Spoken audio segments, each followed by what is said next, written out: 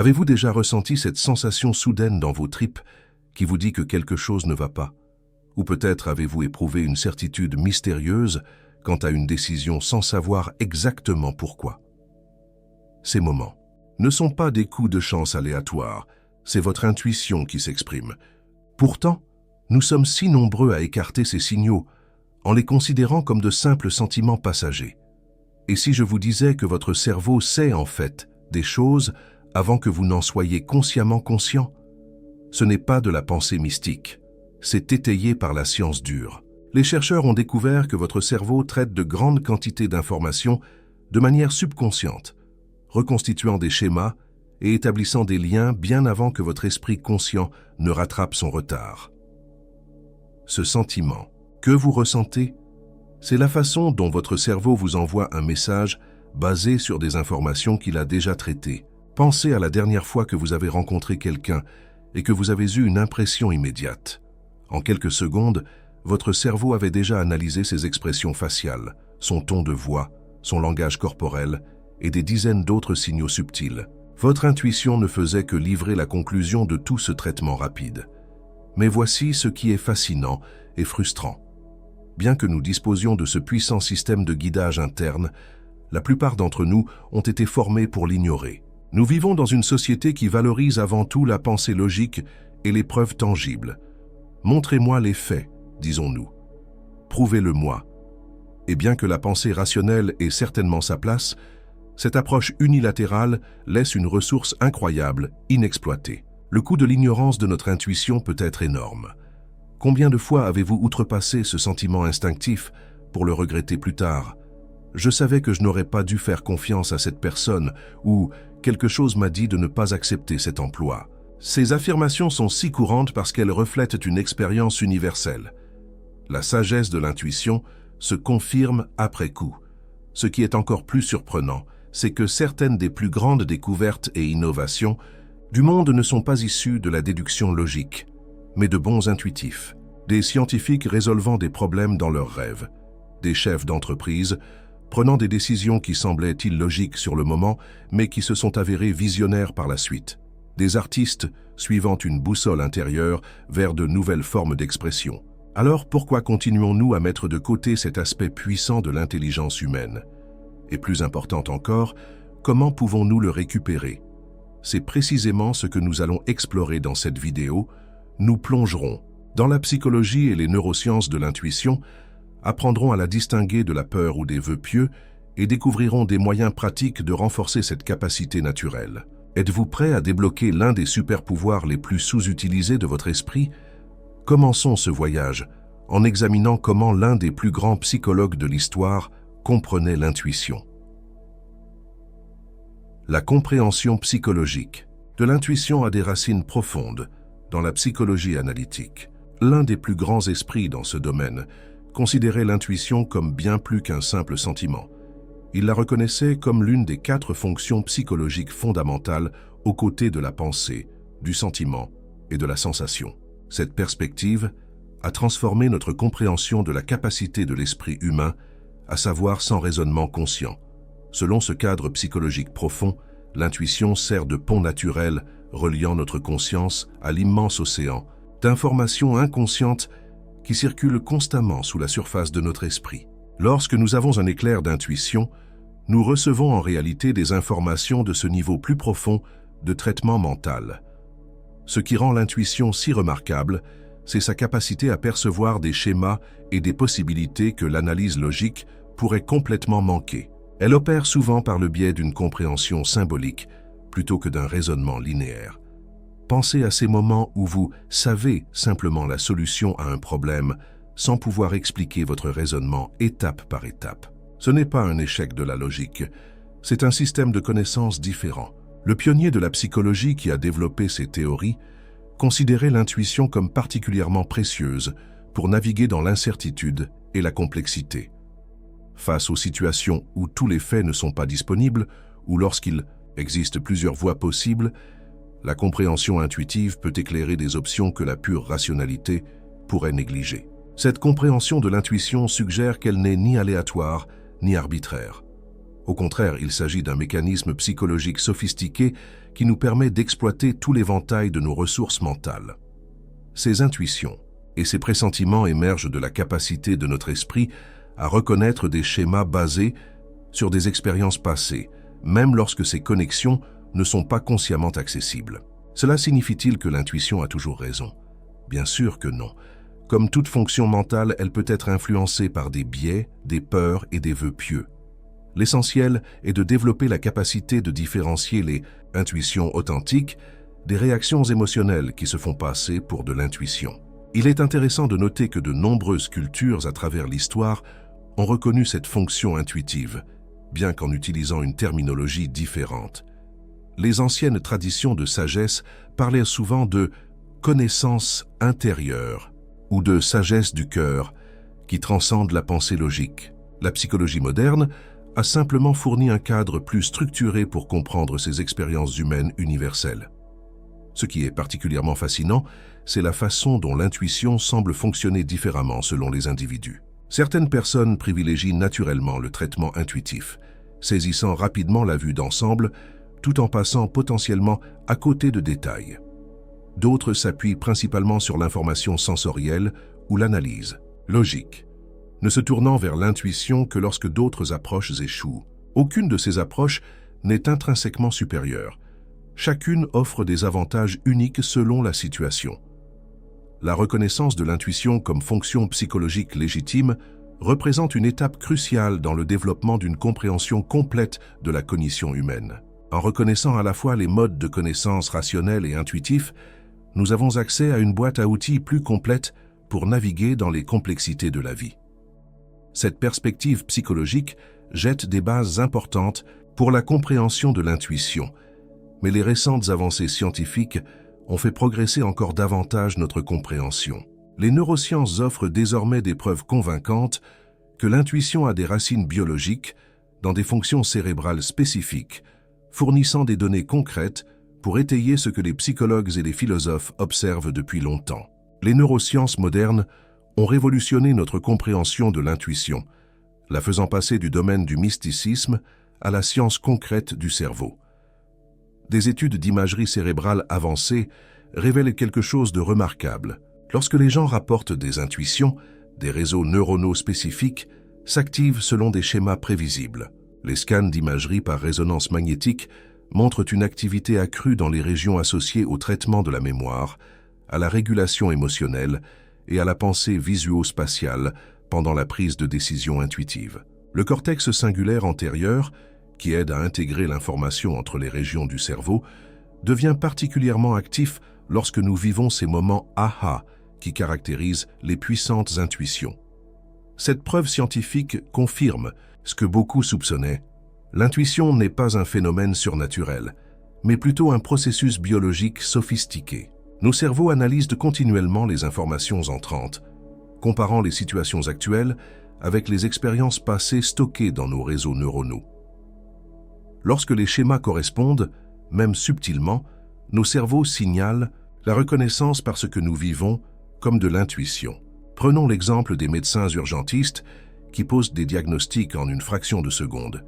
Les études analysant leur processus de prise de décision révèlent qu'ils identifient souvent correctement les conditions potentiellement mortelles avant de terminer les procédures de diagnostic formelles. Leur cerveau traite rapidement des indices subtils, de légers changements de couleur de peau, des schémas respiratoires à peine perceptibles, par rapport à des milliers de rencontres antérieures avec des patients stockés en mémoire. Cela se produit en dessous du seuil de la conscience, émergeant comme ce que les médecins eux-mêmes décrivent comme savoir juste que quelque chose ne va pas. Les neurosciences deviennent encore plus fascinantes lorsque nous examinons la vitesse du traitement intuitif. La recherche démontre que nos cerveaux enregistrent les réponses émotionnelles aux situations environ 200 millisecondes avant que nous en prenions conscience. Cela explique pourquoi vous pourriez vous sentir mal à l'aise avec une personne que vous venez de rencontrer avant d'avoir une raison consciente de vous méfier d'elle. Votre cerveau a déjà traité des micro-expressions ou des incohérences dans son comportement qui ont échappé consciemment à votre attention. Les scientifiques ont également découvert que l'intuition implique souvent le système nerveux entérique, le vaste réseau neuronal qui tapisse notre tube digestif et que l'on appelle souvent notre deuxième cerveau. Cette connexion explique pourquoi les réactions intuitives se manifestent fréquemment par des sensations viscérales. Face à des décisions ayant une importance émotionnelle, ce système communique avec notre cerveau par le biais des voies du nerf vague, créant des sensations physiques qui influencent nos choix avant que l'analyse rationnelle ne commence. Qu'en est-il de ces histoires légendaires de scientifiques résolvant des problèmes complexes grâce à des rêves ou à des intuitions soudaines? D'un point de vue neurologique, ces moments se produisent souvent lorsque le réseau du mode par défaut du cerveau s'active. Ce réseau, qui est le plus actif pendant les états de relaxation lorsque nous ne sommes pas concentrés sur des tâches externes, excelle dans l'établissement de liens inattendus entre des informations apparemment non liées. Cela explique pourquoi les découvertes intuitives se produisent souvent sous la douche, en marchant ou juste avant de s'endormir, à des moments où notre pensée analytique se relâche et permet à ces connexions plus profondes d'émerger. Les études sur l'amorçage et l'apprentissage implicite sont peut-être les plus convaincantes. Les participants à la recherche à qui l'on présente des schémas trop complexes pour être analysés consciemment détectent néanmoins ces schémas inconsciemment, ce qui démontre une précision significativement supérieure au hasard dans la prédiction des résultats. Sans savoir pourquoi, ils développent des sentiments à propos des bonnes réponses, qui reflètent une véritable reconnaissance des schémas se produisant en dessous du niveau de conscience. Comprendre la base neurologique de l'intuition offre plusieurs avantages pratiques. Premièrement, cela valide l'intuition comme un processus cognitif légitime, plutôt que de la rejeter comme une simple émotion. Deuxièmement, savoir comment fonctionne l'intuition nous permet de créer des conditions qui améliorent plutôt qu'elles n'inhibent cette capacité naturelle. Enfin, reconnaître le fondement biologique de l'intuition aide à expliquer pourquoi nous ignorons parfois ces signaux précieux et indique des moyens d'éviter cette erreur courante. Pourtant, malgré cette validation scientifique croissante, nombreuses sont les personnes qui continuent de rejeter leurs intuitions. Qu'est-ce qui nous pousse à passer outre ce système de guidage interne sophistiqué? Comprendre pourquoi nous rejetons fréquemment nos signaux intuitifs en révèle beaucoup sur notre relation avec différentes façons de connaître.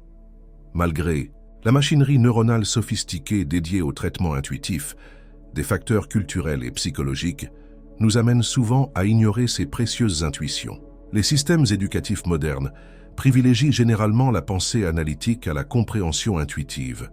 De la scolarité précoce à la formation professionnelle, nous sommes récompensés pour avoir fourni des explications logiques, étape par étape, tandis que les sauts intuitifs sont fréquemment considérés avec scepticisme. Cette dévalorisation systématique crée une habitude de remettre en question nos réponses intuitives, même lorsqu'elles s'avèrent exactes à maintes reprises.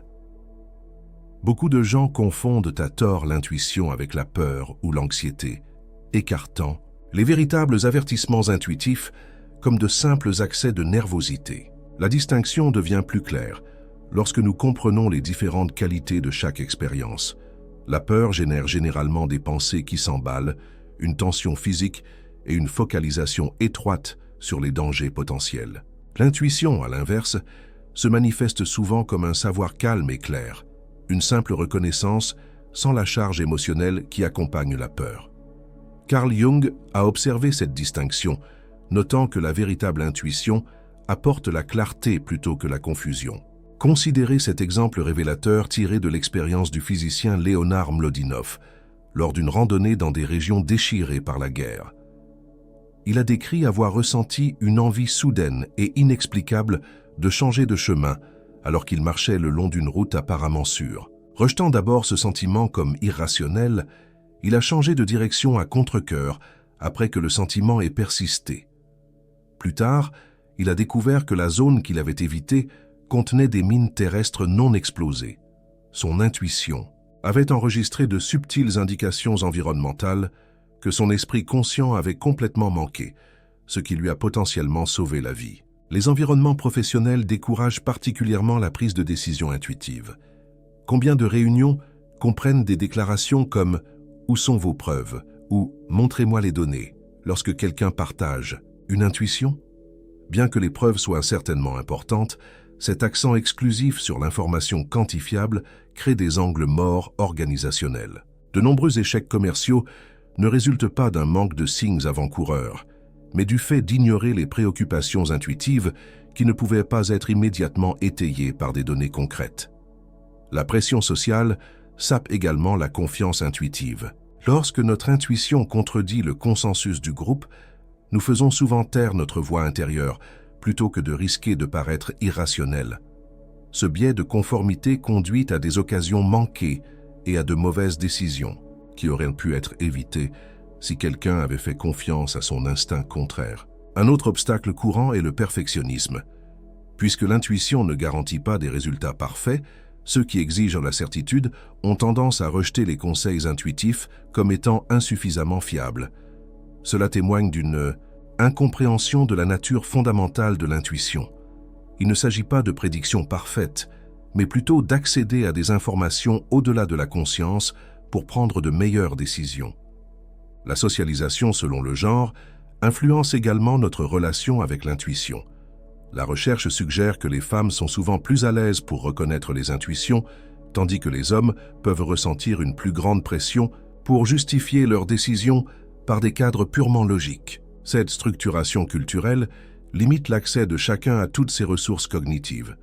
Peut-être plus fondamentalement, beaucoup de gens se méfient de l'intuition parce que des décisions intuitives antérieures ont conduit à de mauvais résultats. Cependant, un examen plus approfondi révèle souvent qu'il ne s'agissait pas de véritables intuitions, mais plutôt de réactions impulsives ou de vœux pieux déguisés en intuition. Apprendre à distinguer l'intuition authentique de ces imposteurs représente une étape cruciale vers la récupération de cette capacité naturelle. Les conséquences d'ignorer chroniquement son intuition vont au-delà des occasions manquées ou des mauvaises décisions. De nombreuses personnes signalent des sentiments de déconnexion, un manque d'épanouissement ou un doute persistant lorsqu'elles passent systématiquement outre leur sagesse intuitive. Cela suggère que l'intuition ne remplit pas seulement des fonctions pratiques, mais contribue potentiellement au bien-être psychologique et à une vie authentique. Heureusement, la reconnaissance de ces obstacles crée la possibilité de les surmonter.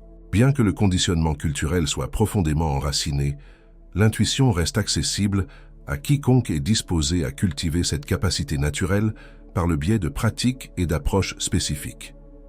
Développer des capacités intuitives plus fortes ne nécessite pas de pratiques mystiques ou de talents spéciaux.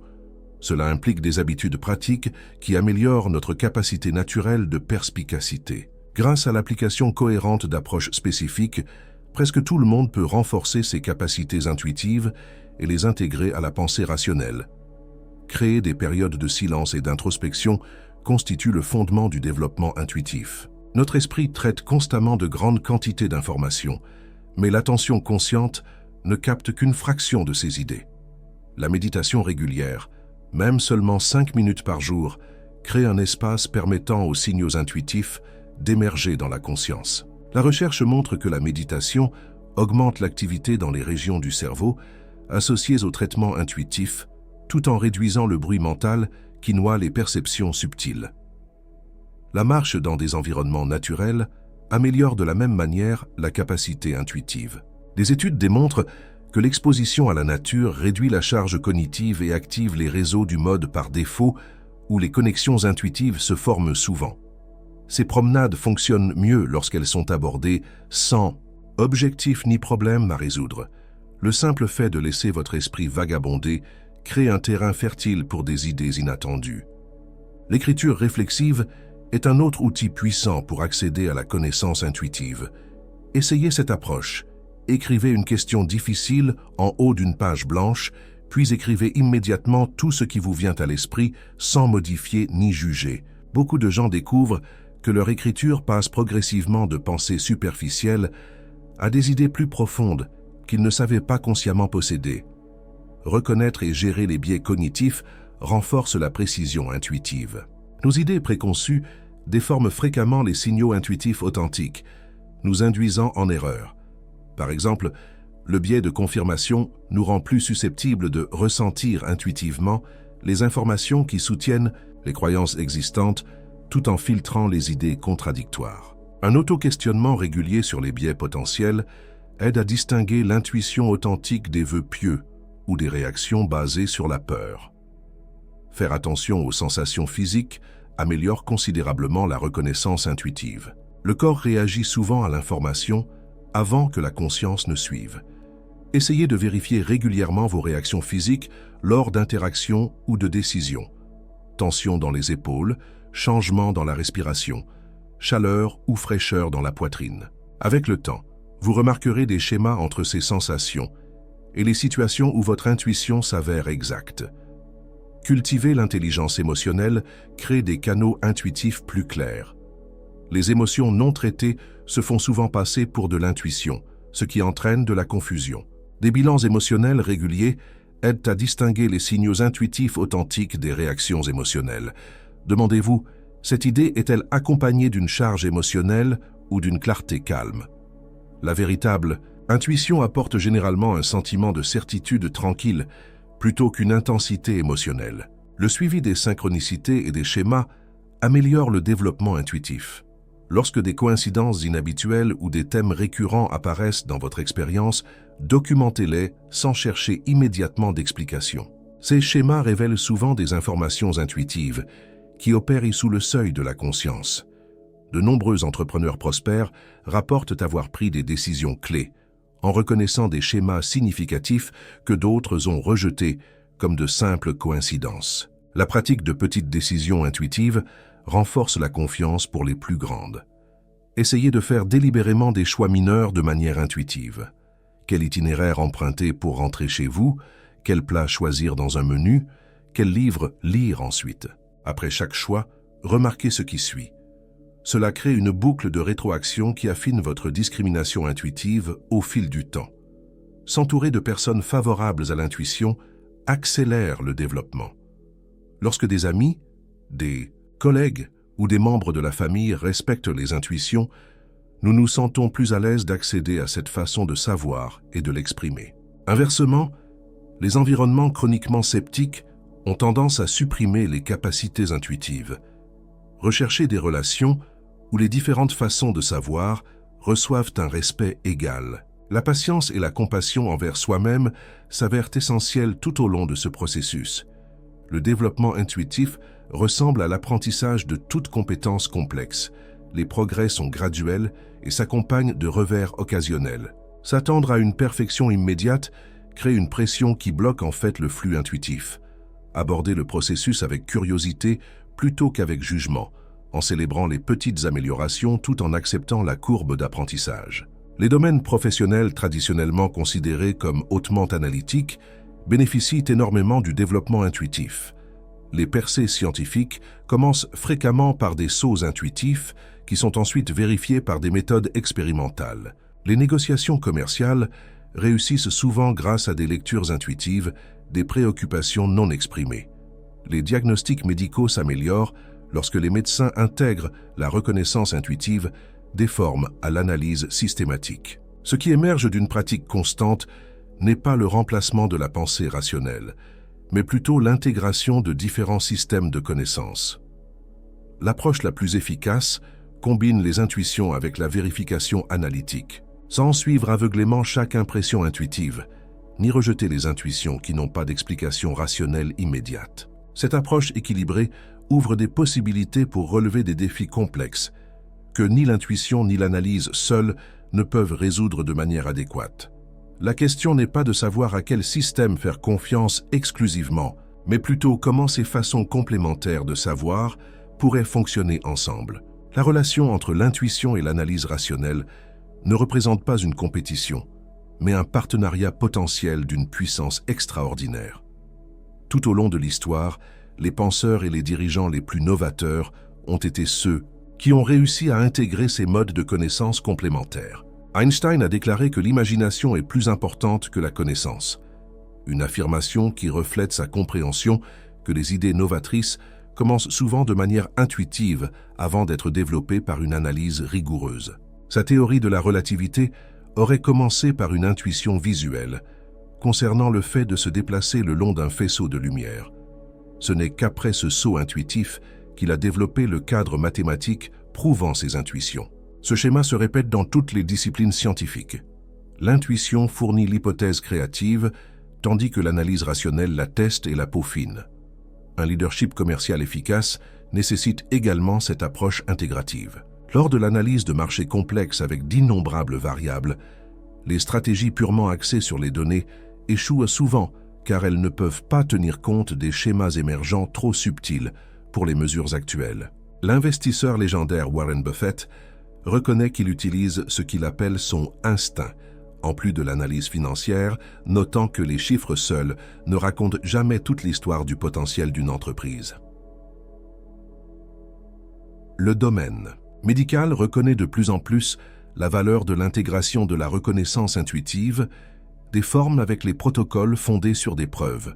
Des études sur la précision du diagnostic montrent que les médecins expérimentés qui combinent les directives cliniques avec des évaluations intuitives surpassent ceux qui s'appuient exclusivement sur l'une ou l'autre approche. Ce qui apparaît comme une intuition clinique représente en fait une reconnaissance sophistiquée des formes, s'appuyant sur des milliers de rencontres antérieures avec des patients stockés en mémoire. Cette approche équilibrée ne suggère pas de suivre sans critique chaque impression intuitive. Elle établit plutôt une relation dynamique. L'intuition génère des idées que l'analyse rationnelle évalue ensuite. Lorsqu'ils sont correctement intégrés, ces systèmes créent une boucle de rétroaction. La pensée analytique vérifie les intuitions tandis que l'intuition identifie les angles morts dans les approches purement logiques. La technologie numérique offre un parallèle révélateur. Les algorithmes d'apprentissage automatique réalisent désormais des prouesses impressionnantes en matière de reconnaissance de forme, mais ils sont aux prises avec des situations nouvelles nécessitant des bons créatifs. La cognition humaine reste unique précisément parce qu'elle intègre le traitement logique à la reconnaissance intuitive des formes, une combinaison que l'intelligence artificielle n'a pas encore pleinement reproduite. À quoi pourrait ressembler cette intégration dans la prise de décision quotidienne? Envisagez d'aborder les choix importants par le biais de phases complémentaires. Tout d'abord, créez un espace pour les intuitions en vous éloignant de la pensée analytique par la méditation, l'immersion dans la nature ou d'autres pratiques contemplatives. Permettez aux impressions et aux possibilités d'émerger sans jugement immédiat. Appliquez ensuite la pensée analytique pour évaluer ces intuitions, en vous demandant quelles preuves les étayent ou les contredisent, quelles hypothèses elles contiennent, quelles conséquences pourraient en découler. Ce rythme alterné entre la réceptivité intuitive et l'évaluation analytique crée des décisions à la fois novatrices et judicieuses. Plutôt que de se demander s'il faut faire confiance à sa tête ou à son instinct, cette approche honore les deux sources d'intelligence tout en compensant leurs limites individuelles. Les organisations bénéficient énormément de cette approche intégrative. Les équipes qui comprennent à la fois des membres naturellement intuitifs et des membres à l'esprit analytique prennent de meilleures décisions lorsque chaque style de pensée est traité avec le même respect. Les entreprises progressistes créent désormais délibérément des processus de décision qui intègrent les deux approches, une analyse structurée et un espace pour les intuitions. Les systèmes éducatifs rendraient un meilleur service aux étudiants en favorisant les deux capacités. Les modèles éducatifs actuels récompensent principalement la pensée analytique tout en offrant peu de formation à l'accès ou à l'évaluation des intuitions.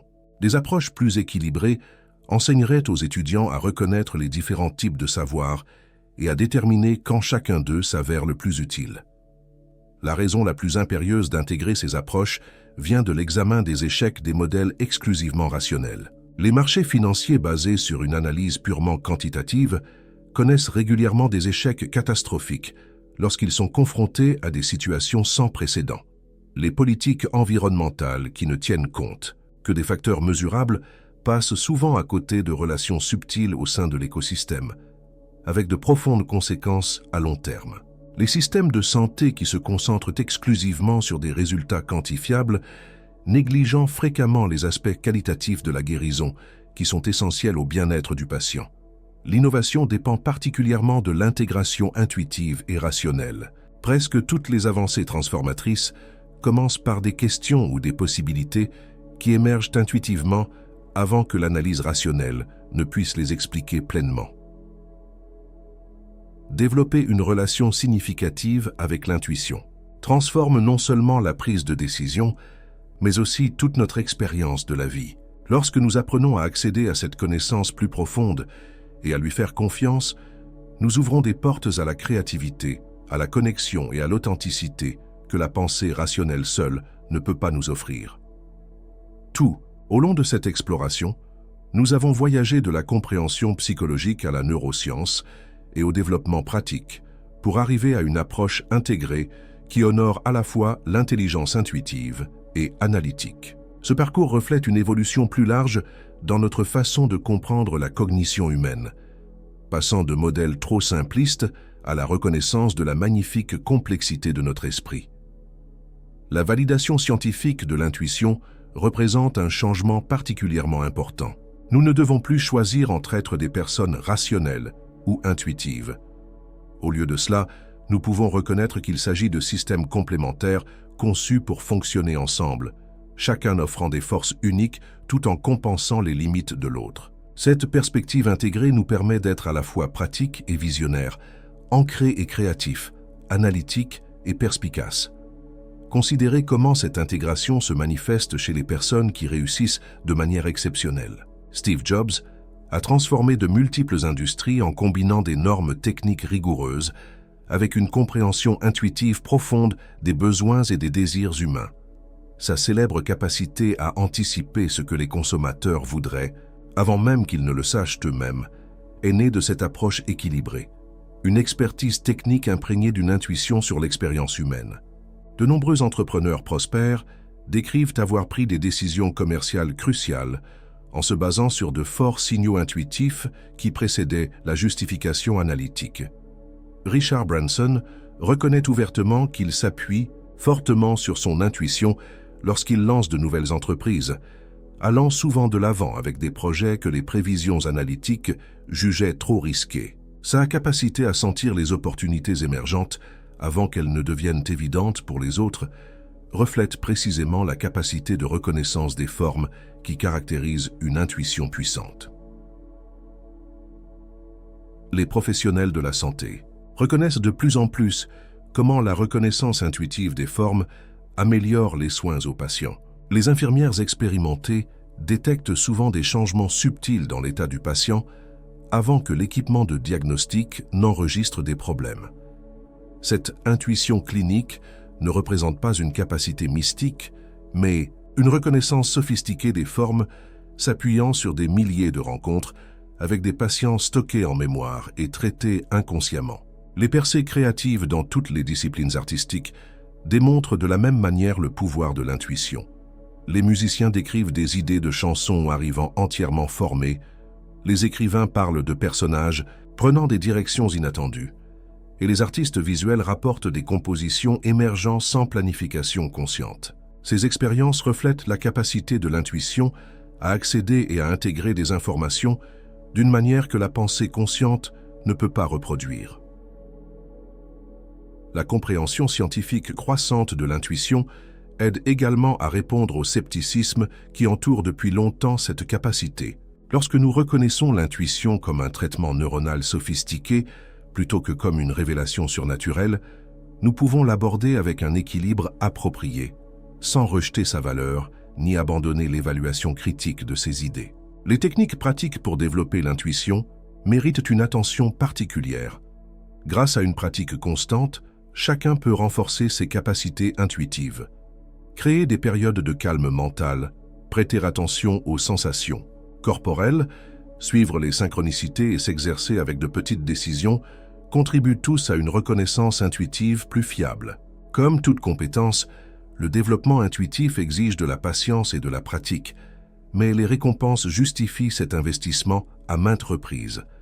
Ce qui rend ce voyage particulièrement précieux, c'est sa nature profondément personnelle. Alors que la pensée analytique tend à produire des conclusions similaires chez différentes personnes, les intuitions reflètent souvent nos perspectives et expériences uniques. Développer l'intuition nous connecte ainsi plus profondément avec notre moi authentique et nos chemins individuels. L'intégration de l'intuition avec l'analyse rationnelle améliore également nos relations. Lorsque nous honorons les deux modes de connaissance, Nous devenons plus attentifs aux communications subtiles et aux besoins non exprimés dans nos interactions. Cette conscience accrue permet une connexion plus profonde et des échanges plus satisfaisants avec les autres. Les applications de l'intégration intuitive rationnelle sur le lieu de travail sont particulièrement prometteuses. Les organisations reconnaissent de plus en plus que les approches purement axées sur les données passent à côté d'informations cruciales sur les tendances émergentes, les besoins des clients et les possibilités d'innovation. Les dirigeants qui complètent la rigueur analytique par une sensibilité intuitive créent des organisations plus adaptatives et créatives. Les implications éducatives semblent tout aussi importantes.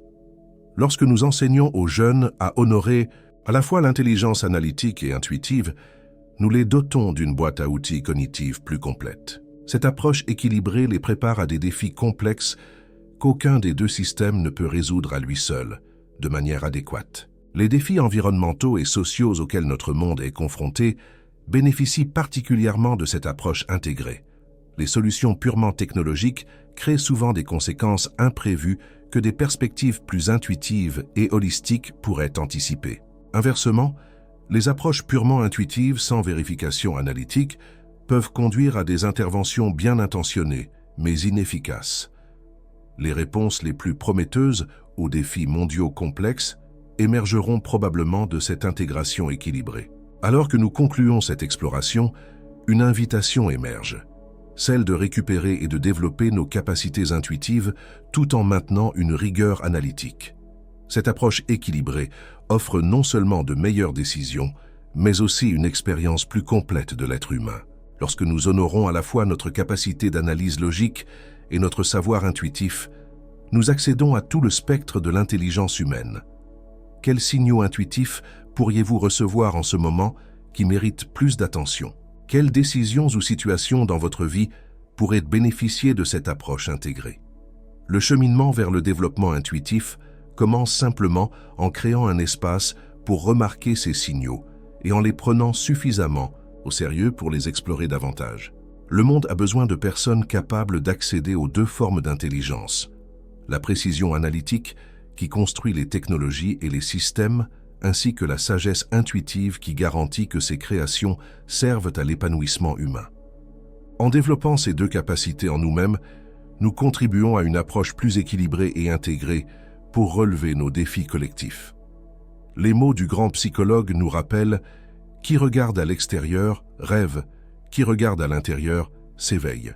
Cet éveil implique de reconnaître et d'honorer toutes les dimensions de notre savoir, à la fois l'esprit rationnel qui analyse et classe et l'esprit intuitif qui relie et synthétise.